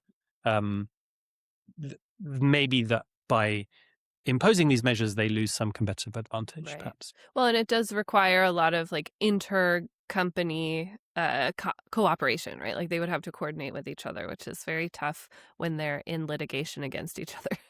Well, I for mean, example. Yeah, I mean, to some extent, but I think the companies also have, like, I mean, clearly there are specific cases, but there's also, I think, there are bodies that broker agreement, Frontier Model Forum, for example, Partnership for AI. Like, there's a lot of communication between the companies. There's a lot of flux, right? Like, kind of the same researchers. I know several researchers who've been at DeepMind, Anthropic, and OpenAI because, they go from one to the other. Yeah, for So sure. in the end, I think there is a lot of opportunity to make deals. And I think if these things, I think you could solve a lot of problems if you did these relatively simple things. I tend to want to work at it from an educational standpoint, like helping people to have skepticism about models, to realize that somebody made a decision about what the model was allowed to say or wasn't allowed to say. Yeah. Yeah. Yeah, I'd No, love to see a absolutely. good curriculum developed for kind of teaching students how to evaluate the output and how to decide what to input, That's my job. 100%. Digital literacy training is like so important, not just for AI, but for everything. And I think in many countries, it's kind of lagged behind, kind of where the tech has got to. Right? Now, I want to ask some questions in the time we have left about models themselves and how they're improving. The hallucination problem is, of course, a massive problem. We would like them to give factual answers, although humans also don't always give factual answers. And you mentioned in the book, determining what a true answer is not always straightforward for certain kinds of questions. What's the way forward with the hallucination problem? I understand that the reasoning or chain of thought processes are big now. You mentioned others. What else is out there? Yeah. I mean, I think your experience of the models, if it's anything like mine, is probably that the models, they're a lot more accurate now than they used to be. So certainly remember when we first had ChatGPT, GPT 3.5, very occasionally it would say a lot of nonsense. You do still have cases where the models say things that are kind of factually incorrect. I mean, of course, remember that a lot of the models now get their information directly from the internet, right? So they use tools to search the internet and pretty good at working out whether they know the answer or whether they need to search for it. And sometimes they'll search for sources that provide incorrect information and they'll serve you that incorrect information. So for me, the question is not like, how do we get rid of all hallucinations? I don't think that's a realistic goal. The question is, in a world in which most people get their information from AI, are they net better informed or worse informed in the world we live in today, or the world we lived in pre-2022? We tried to do some research to answer this question. So a couple of years ago, we ran a study in which we invited people to research topics, like topics relating to like current affairs, news and current affairs. We asked them to research those topics either with a chatbot or using a search engine. And before and after, we asked them questions, and some of those to rate their agreement. And some were misinformation questions, and some were true information questions. And the results, in hindsight, are not very surprising. So if you use a chatbot to answer these questions, to research a bunch of stuff, your knowledge of news and current affairs actually grows quite significantly for those topics that you've researched, not for topics that you haven't researched. So it's clearly related to the research that you've done. And it does so exactly as much, no more and no less, than if you use a search engine. So, and this was kind of like, we did this research actually before AI overviews was so ubiquitous. So, kind of my guess is that we probably have, at worst, a kind of like preservation of the status quo for knowledge seeking. So, don't get me wrong, there's a bunch of stuff that I'm worried about with AI. Like, I do think there's tremendous opportunity for like all sorts of adversarial misuse, but I'm not particularly worried about the degradation of the ecosystem, information ecosystem. I think that probably compared to the status quo, they're probably either a net positive or at least no change, I guess. Wow, I'm surprised by that because you do mention in the book that they can be very persuasive. And we've seen research, we've covered research on the show where experimenters have injected prompts into queries from an experimental subject where they've said, answer this question like you're a far right conservative or a far left progressive. And people do tend to get bent in the direction that the model leads them.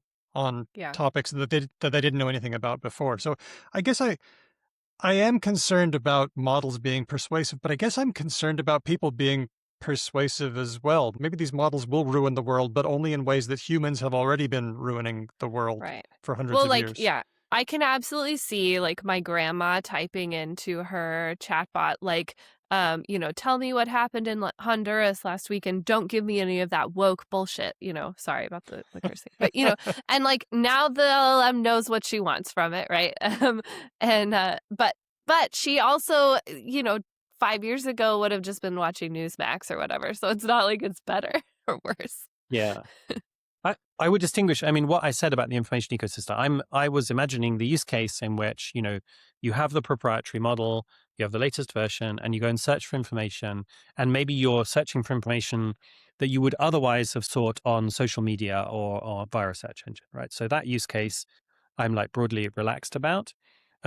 We've done in my research group, we've done some of the kind of like the latest research into AI persuasion, and I can tell you that the models are very, very persuasive. In fact, they are more persuasive, not just than the average person. They are more persuasive than people who are persuasive for a living. And this worries me. So when I said I'm worried about various forms of adversarial misuse, this is exactly what I mean. One. So that allows them to be used or misused by, whether it's nation state, threat actors, or like domestic, terrorists and violent extremists or whatever. There are manifold opportunities for the AI to be used in that way. And we don't know how those how that will play out in the real world, because of course in the real world, the real challenge with influence is not actually persuading someone once you have their attention. Once you have your attention, it's quite easy to persuade someone. The hard thing is getting their attention in the first place. How that plays out depends on the form factor. It depends on how AI is integrated into like platforms and so on. But I'm very concerned about the persuasive, manipulative, coercive, and deceptive influences of AI in the hands of the wrong people. I can see two vectors for that. One is that there's a government who wants to pump out disinformation to the low information voters from a different country. No names, so that you can influence their elections or that. Or, and I'm thinking of the way that Elon Musk has gamed Grok so that it now outputs more conservative content. I mean, it keeps ungaming itself, though, to be fair. Like, he's really bad at it. Yeah, what's up with that? Despite their best efforts, it seems to be reverting to an even keel. Because he'll brute force a slant on it, and then it's just, I think, too big or something. Like, it's just like, yeah, no, I know yesterday I told you that I thought that Elon Musk could beat a silverback gorilla in hand-to-hand combat, but today I realize that that's kind of silly. Turns out the post-training is hard. Yeah. Yeah. XAI are not the world's best company at post-training, which is, I mean, we've seen many, many examples of this, not just from XAI, right? We've seen many examples of like, kind of like companies being embarrassed by failures that are clearly like failures in their post-training pipelines. The book it's a linguistics intro class. It's a really good view of the tech universe as we have it. And it's also a clarion call to things we should watch out for. What do you hope that people will do as a result of reading the book? Well, I mean, I wrote the book so that people would gain a broader understanding of the models and how they work. And I think, perhaps people are better informed now, but certainly when I was writing the book and when it first came out, this thing just landed in people's laps and people really didn't know, like, is this like a person, or is this like, how is this different from a person? What should I be worried about? And so, kind of like, I really wanted to write a book that brought all of those things together. It's almost 2 years since I sort of put pen to paper on the book, and more than that, actually. And, things have changed a lot. In the book, I make three sort of quasi predictions, or highlight three areas of concern for like future research into AI, where its impacts will be most felt. One is I talk about the ways in which models will become more personalized to the user. That hasn't really happened yet. It's happened a little bit, and clearly in extreme cases it can happen kind of in weird ways, but like that hasn't really come to pass, but I do believe it still might. In other words, it's tailoring itself to you and your preferences, that becoming Exactly. personal in that way? Okay. Yeah. So, I mean, we still live in a world in which language models they're a reasonably centralizing force for our information, right? If you think of social media as like a fragmenting force, right? It's something in which, you only see your own particular ecosystem. The models kind of do the opposite. They sort of centralize the information still. The second thing I talk about is agentic systems, like systems that can do not just say. And of course, that's coming to pass as we speak. The thing that keeps me awake at night is like, if you think about the rapid uptake of ChatGPT, 100 million users in 8 weeks. Imagine you had something like OpenClaw as a system that, kind of allows you to use a language model to like control your operating system, navigate the internet, do stuff online, and so on. Imagine you had 100 million users of OpenClaw in 8 weeks. The internet would get a very funky place very fast. That worries me a lot.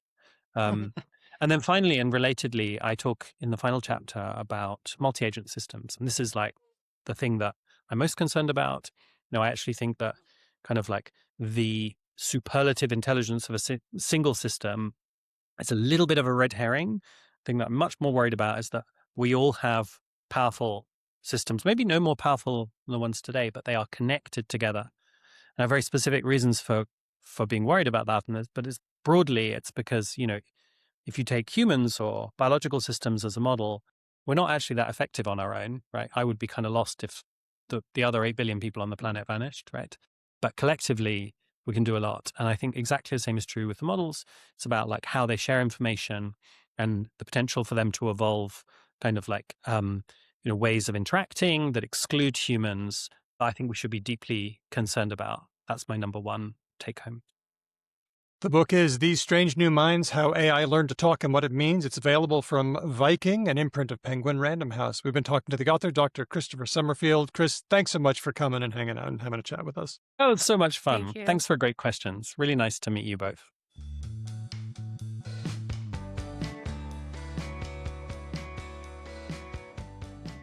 I think after that, we need to check in with the words of the week. Has anyone seen Backrooms? I haven't yet. No, and I'm going to. So here's where Hedvig and I think, are quite different because we are very similar in many ways, and then we're also very, very different in a couple of key ways. Can I make a guess? Yeah. When I first heard that there was a movie coming out called Backrooms, I raised my eyebrows a little bit and I thought, that sounds kinky. What are they doing? Turns out it's a different type of Backrooms.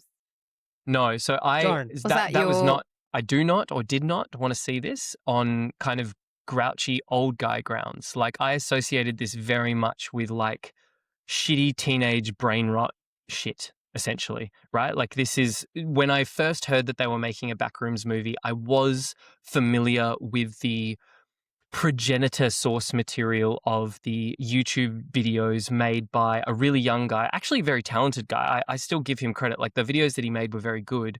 He's directing it, right? Yes, he is the youngest person ever to have directed a major motion picture, I believe. He is also the youngest person ever to have directed a major, like, a motion picture to have grossed over a certain amount, like many, many hundreds of millions of dollars. But so I was very much like, oh man, I don't want to see some like Johnny come lately meme shit at the cinema. Like, I'm not interested. It's not my speed. It's not my vibe. It also doesn't help that like horror as a genre is not one I fuck with generally anyway. So for all those reasons, I was like, boo. And then some people whose taste I respect were like, I reckon you should check out the Backrooms. And I'm like, oh, biscuits. Dang it. I'm really looking forward to seeing it. I like these types of like quirky. So for those who don't know, Backrooms is a sort of horror-ish movie sprung out of various sort of, what do we call it? Copy pasta, I guess. Maybe online. Creepypasta. Creepypasta. There we go. And so a word is coming to the forefront, and that is liminal. Yeah. It's been around for a while now in internet culture, this idea of what people like to call liminal spaces. So these are like in-between spaces that have a sort of eerie energy. Think about maybe when you're at an airport and you're walking in a terminal, there are not a lot of people, and you round a corner and there's this huge room, very nondescript, and there's no one there. And all it is a space that you go through to get somewhere else. And you get this sort of eerie, surrealist feeling sometimes. There's a very popular, I think it's a Tumblr account, liminal spaces, where people put up photographs that evoke this sort of eerie void feeling. Like, I don't know how to describe it really. It's very, yeah. Well, that's what the word liminal means. It means of or pertaining to a threshold, and you're on your way to somewhere else. But now everywhere is this kind of space, and it creates kind of a strange, uneasy feeling, like the time that I went in the hospital and I walked around to a corridor that was darkened and the air conditioning was making an eerie noise. So I would put forward that this sort of recent or semi-recent affection for or interest in sort of liminal spaces, I think draws from the tradition of weird fiction, which is a genre of literature.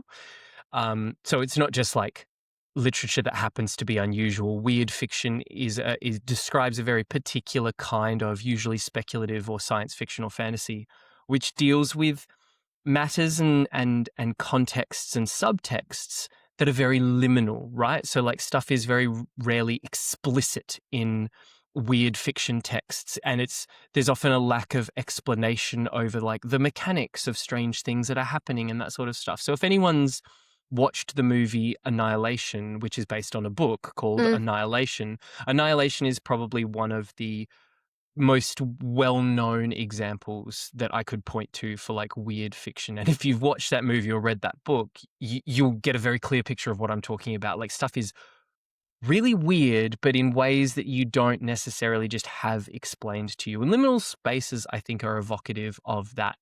There's a weirdness to things that you can't quite put your finger on, but it's there. Even though there's nothing explicitly weird necessarily happening in that moment or that photo or in that airport lounge or whatever, there's just strange vibes. It's a little bit similar to Uncanny Valley. So Uncanny Yes. Valley is like when you see like a robot that like, if a robot really doesn't look like a human, you're like, okay, this is a little gobbledygook is running around. If it Yeah. looks almost like a human, that's worse than if it doesn't look like a human at all. And people call this the Uncanny Valley effect, because you could imagine a plot whereby you have like likeness to a human on the x-axis and creepiness on the y-axis. And it like you like something more and more the more it becomes a human, but when it gets like very close but not fully, you like it a lot less because it's more unsettling. It's like it's a body snatcher behind the eyes of a person. And it's similar to liminal spaces, I think. Well, I think, yeah, you're essentially describing another vector of liminality, right? So the most recent preoccupation with liminality is almost exclusively around built environments, right? So the Backrooms is essentially set in this sort of never-ending series of abandoned office architecture where there's like some carpeting and the odd desk, but there's nothing actually else. It's not a warehouse though. It's not like all old and decrepit. It looks like it was maybe used up until 5 or 6 years ago, but then hasn't been used since. And other liminal spaces that you might see, so like a shopping mall at night, but with some of the stores still lit up and these sorts of things. So that's all related to like built environment, but you're talking about almost like perceptive liminality. Like we're approaching the border or the boundary of the real, but we're not there yet, and we know we're not there yet, and so. I was thinking that maybe liminal spaces are unsettling because it's like, this place is empty. Why is it empty? Where are all the people? Did something happen to them? Can I leave? Am I in danger? Which is, by the way, That's that question, part of I it. don't know if I'm in danger or not. That's the essence of creepy, isn't it? Yeah, it's like if you've ever seen like a classic, more like straight up horror movie, like A House of Wax or something, where like there is a guy, he's trying to kill you. You know that he's a guy who's trying to kill you. But when you're in these situations, you're like, is this safe or not? Maybe it's safe. Maybe it's dangerous. I don't know. And that's kind of like in a way more frightening as an audience, I think, than there's a guy literally running around trying to kill you. I will say this as well. I don't know that I agree that liminality inherently has a valence of creepiness necessarily. I think there are aspects of liminality that can be creepy. And I think our modern or our sort of like the flavor of the month of liminal spaces as is the back room manifests very creepily. But other liminal spaces that I engage in, I do not at all experience a creepy vibe. I just experience a different vibe, right? So when I walk, so like we can talk about I live in the CBD here in Perth, and on various times and places I've had occasion to be like walking through the CBD at like 2 or 3 a.m.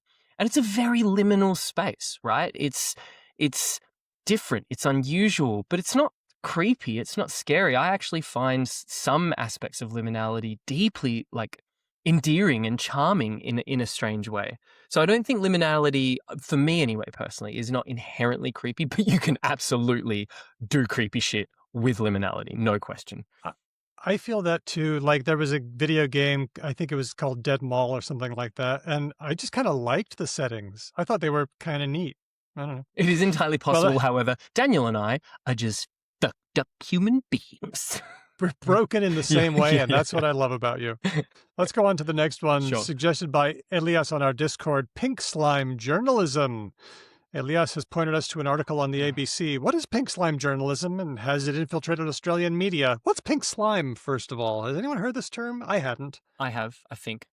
If I am correct, pink slime refers to the industrial food product which chicken nuggets are made out of. It is And various other things. and various other things. It is a amalgam of various sort of waste and byproducts and chicken flesh of the chicken industry. Can be beef too. And has been sort of held up by the likes of Jamie Oliver, sort of like pearl-clutchingly sort of espousing why contemporary food systems are so fucked up, essentially. Like, look at this awful, disgusting industrial thing that is actually being turned into food. I actually maybe sort of kind of low-key wonder, maybe pink slime's actually, if we're eating meat as a society, kind of a good thing, because we're like using all of the parts of the animal and we're not just throwing a whole bunch of shit out. And so the chicken nuggets, which I don't know if anyone's had a chicken nugget recently. Pink slime, when you deep fry it, really fucking tasty. But like for a long time, pink slime has been this thing of like and it's gross to look at. Like, make no mistake, when you watch the all of the bits going into the big machine and then the pink slime coming out, it's like it's not a pleasant look. So therefore, I'm guessing pink slime journalism is some sort of maybe AI sloppy thing where we're just churn and burning as much fucking content as possible, getting it out there, getting it into eyeballs, seeing what clicks, following that stuff up, just real shitty, yucky stuff. You're correct there, but the ABC story has a little extra angle, and that is that it's especially prevalent in small-town Australian community news. No! Let me explain this one. So, legitimate print media resources have been hit hard by online news. Social media sites have been making them disappear. And then into this void, AI fake newspapers have rushed in. There's an article in ABC News by Madigan Landry. Seems that the ABC's been tracking them. People are slapping up AI websites masquerading as small-town news websites, but they have fake images, including crime scenes, and Gen AI articles. Basically, it's news slop. I hate this very much. It's really damaging for small communities, especially. One thing I don't understand about some of this type of AI slop generation is like, you'll see this on like videos online where someone will be like, I will teach you how to make AI lo-fi and earn lots of money. And I'm like, we're in this humanity together. But sometimes I feel like some people are like, no, we're not really in this together. I am just going to look out for number one, and it doesn't really matter what effects my actions have.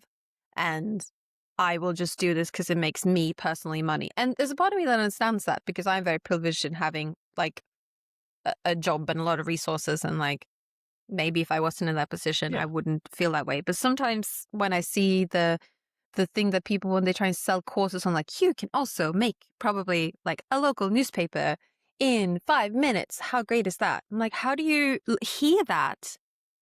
And then and be like, that's a good thing. The world needs that. Yeah.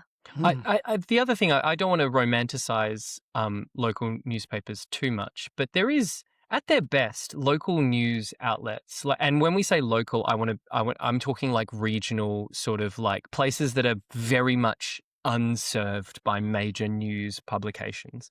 Local news at that level, regional news, rural news, if you will, can actually at its best be really charming and really quite lovely. It's like a community just like getting down on its own ness, and like local papers is where you'll find like a really great story about fucking Charlie, the 102-year-old who still runs the like little 1/4 model fucking steam engine for the kids every Friday down at like the local heritage museum. That's where you get that news, and boy howdy, could we use a bit more of that in our day-to-day life, right? So pink slime journalism, basically news slop. I wish we would call it news slop. I don't know if we need pink slime journalism.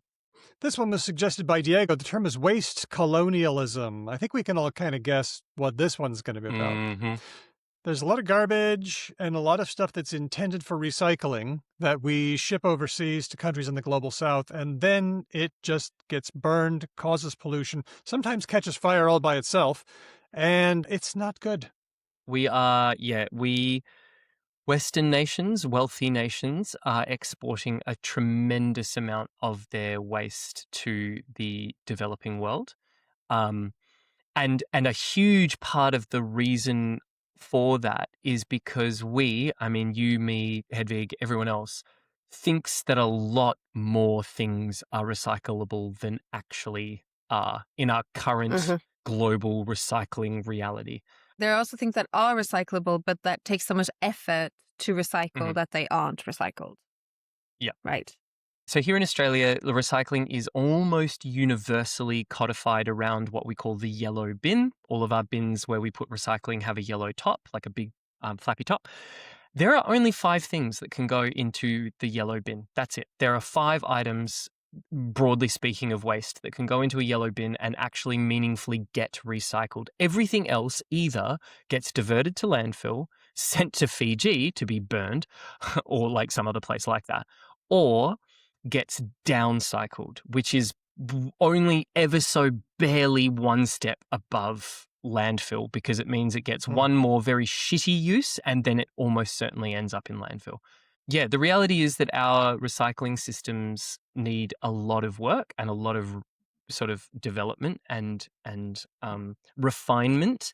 And if we want to do recycling well, we need to be like Germany and Japan. We need to be really, really, really well behaved, diligent human beings who sort our waste and make sure it is going where it needs to go and it is clean. Like if you put a soup tin in the fucking recycling and it has even a small amount of organic material on it, that shit goes to landfill. Let me tell you about some of my neighbors in Germany and what they put in our recycling bins. No, actually, they're mainly pretty good. They're actually pretty good. But it is like a recurrent, because it does introduce friction in apartment buildings when you're like, well, at one point there was dirty diapers in the plastic recycling. And I was like, I am going to take that bag of dirty diapers out, because that does seem exceptionally not correct. Yeah, that's like, even for me, a non-German, I say, no, ma'am. Yeah. There is some good news. The world is reporting that Fiji has decided not to build an incinerator to import and burn that waste. Yes. The Fijian ambassador to the UN said that Fiji does not want to become the ashtray of the Pacific. Oh, good language. Love that. Evocative. Also, Fiji is not a big place. I am surprised. Australia's, I'm not saying we should fill the Australian desert with waste, but it is obscene to me that a huge country with a larger population and larger area would send their waste to such a small island nation. Definitely. Thanks, Diego. Let's fire through these next ones. Hot washing. Got a guess? It was our word of the year a couple of years ago, the combining form washing. Yeah, so Now we're we have doing a new one. We're doing something. Oh, I've got it. Hot people, attractive people. Yeah. You're right. This one comes from Maurice Kreisman on Blue Sky, who wrote an article, Hollywood needs to stop hot washing literary adaptations. Yeah.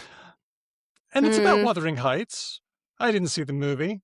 I did see the trailer. I have no beef with Margot Robbie, the actor who played Kathy, but I'm going to tell you something. Watching the trailer, I found her presence in the movie distracting. Too hot. Is that what you're saying? Oh, I don't know why. Maybe it was the hot but that's washing. a different. I just thought That's a different this is not believable. issue. Well, sometimes movie creators will take someone who's very attractive and put them in a movie and then also curl their hair and give them flawless makeup. And that I think is dumb because that just doesn't work. But you can do like The Hours with Nicole Kidman and just dress someone normally and put not glamorous makeup. I think Margot Robbie could look less glamorously hot if she was dressed and costumized and make up in a more normie way, right? Am I wrong? Just the sense I got watching the trailer. And that's just my, perhaps that's me.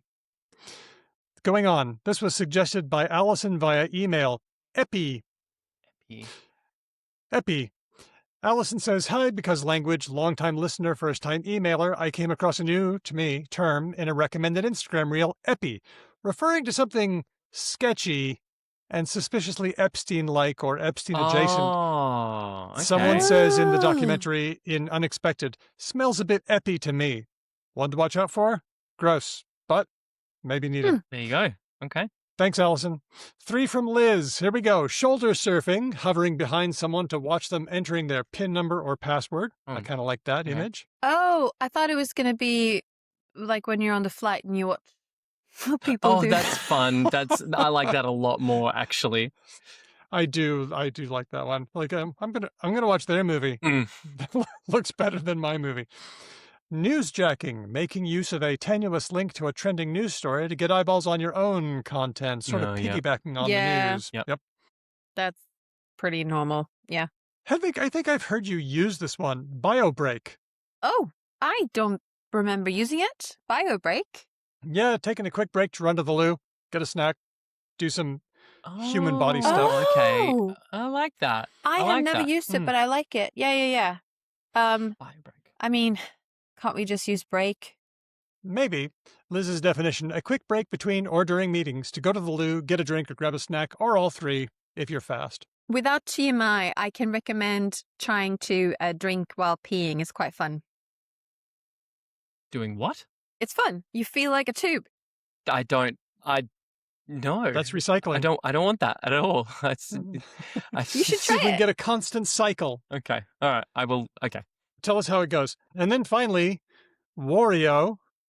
Credit to Spara on Blue Sky. There's a horrible right-wing website called The Daily Wire, and the AV Club reports Mike, failed Jeopardy host Richards, named CEO of The Daily Wire. Mike Richards, whose tenure as Alex Trebek's replacement for the quiz show Jeopardy, lasted for literally one day back in 2021. He's just been promoted from being The Daily Wire's president to its CEO. Well, that's his life now. But Spara on Blue Sky tagged Jeopardy champ, host, and generally cool guy Ken Jennings.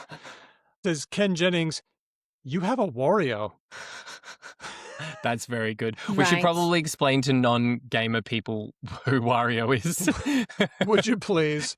In the Nintendo world, there is Super Mario Brothers, Mario and Luigi. One time, I think it was for the Wii Sports game, they wanted them to play doubles tennis, and they needed to have 2 more people. And they created the evil versions of Mario, Wario, and Luigi, Waluigi. At least that's how Waluigi came about, so that they could play doubles tennis. Mm-hmm. It's so much better than Nemesis because it's cuter, funnier, and a little bit different. Like Spara says, in this specific case, it refers to an antagonist who is a dark reflection of the hero. To be a Wario is to be characterized by your similarities to the protagonist rather than the opposite. So it's much more specific than a nemesis. I gotta say it. I'm sorry. I've got to. What? So first of all, Wario predates Wii Sports by like a long time, by like 15 years. Okay. He's been around in the Mario But games that's origin of Waluigi, right? I couldn't tell you about Waluigi. That one I would have to fact check. But it's important, I think, to note that Wario is, like Daniel was saying, he's not only just a dark reflection. He was originally a Mario nemesis or an antagonist. But it's really important to note that Wario, as he exists in the minds of a lot of, at least people familiar with gaming, is is like an agent of chaos, right? It's not just that he's like the baddie. He is a entity who is in the world to explicitly cause as much dysfunction, mayhem, and general societal like. So when you play the various Mario Party games and the Wario games and stuff, Wario exists to fuck your shit up exclusively, right? Not just as like the boss that you have to fight, but like he will meta inject himself into things and be like, you can't do that now, and you're just like, oh, fuck off, Wario. It's just that's. So I think that valence is important to acknowledge because it makes the burn that Spara did all the better. Also, I like the existence of a combining form, w or wa. So, liminal, pink slime journalism, waste colonialism, hot washing, eppy, shoulder surfing, newsjacking, biobreak, and wario are words of the week. Big thanks to our guest, Christopher Summerfield, our co-host, Caitlin Green, everyone who gave us news, words, and related or nots. Thanks to Speech Docs for transcribing all the words, and you great patrons. Because language lovers, also known as bloggers, no, that's terrible. Blovers. There we go. Bloviators. Lovely. Blovers. No, Blovers is pretty good. I think I'm going to go with Blovers. If you like the show, there's a number of things that you can do to support it so that we can keep making the show. One of the things is to follow us. We are becauselanguage.com on Blue Sky and becauselangpod just about everywhere else, including, I believe, Instagram, Facebook. I think we still have there exists a Twitter account. I don't think we use it. And I'm not going to call it X. No, I use it. It's Facebook I don't use. Ah, okay. Interesting. You can also send us ideas, news, and words. You can use our website, becauselanguage.com, and click on the speak pipe symbol and send us a little audio file. Or you can also email us at hello@becauselanguage.com. You can send us in, for example, related or not words or words of the week. And one great thing you can always do with all podcasts that you like is tell a friend in real life about it or write us a review at, for example, Podchaser, which is a great review site. Thank you very much. You can also become a patron. You get stuff depending on the level of the patronage that you engage in. Live shows, bonus episodes, mail out, shout outs, and Discord access. The very best thing of all, because our lovely, nerdy listeners are a pretty cool group of people to hang out with online, digitally. We get your support, which helps us to keep the show running, to keep us in supplies and software, and keep regular episodes free for all. Shout out now to our patrons at the supporter level. Daniel, what unhinged fever dream have you concocted for the read of the patrons today? Well, I wondered how I could get everybody's names in kind of a 6-digit number so that everybody has 6 digits and then I could order them. Okay. Right? I did this by looking at ASCII values. So the letter capital A is 065 in ASCII. Okay. And so I decided to take the first letter and the last letter of everybody's name because then it would be kind of unique. So, for example, if your name begins with A, capital A, and ends with A, then your number would be 065097. Oh, because a capital and a lowercase are different ASCII assignations. That's correct. Okay. And that was pretty interesting, but then I thought, no. We can make this more interesting. Now that I've assigned a 6-digit number to everybody, how quickly will I run across that number if I'm looking through the values of pi? You are a fucked up human being, Daniel. The digits of pi. You are. So here we go. Take a pen. Look, Daniel's unbridled enthusiasm for brute forcing where people's ASCII character names fall in the position of pi just so happens to deliver him first. Wouldn't you know it? So, yep.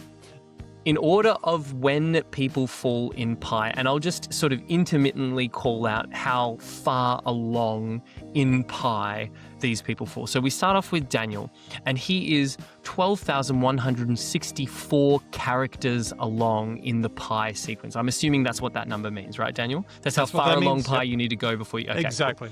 Cool. Exactly. So we've then got Amanita, Aisha, Sam, Ignacio, Sonic Snedgehog, Steel, Andy B, Yavad, and Amy. And then we jump into the 100,000th region. So Andy from Logophilus is 103,378 characters into pi. Tim. Joanna, Renee, Kathy, Ferrocat, John Troy, Laura, Lissa, Aldo, Larry, Lucy, Nikolai, Unleashy, our new addition. Hello, friend.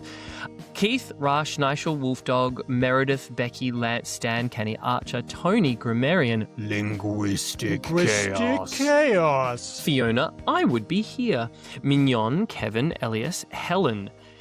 Now we branch into the millionth position of pi. Faux Frenchie falls at 1,051,223 characters into pi. Nasrin, Zachary, Lord Mortis.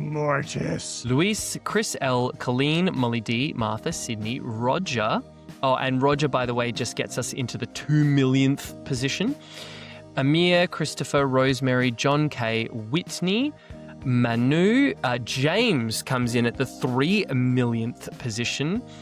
Hedvig is here nearly at the very end at 3,263,234th position of pi. Diego, and right at the end, Ariaflame with a massive jump between Diego and Ariaflame. Ariaflame comes in at 6,845,674th decimal point of pi. Thank you to all of our patrons, and thank you to the Pi search page, because of course Daniel knows that such a thing exists. I did. And I feel like being last is kind of special in its own way, don't you think? Absolutely. Especially that last.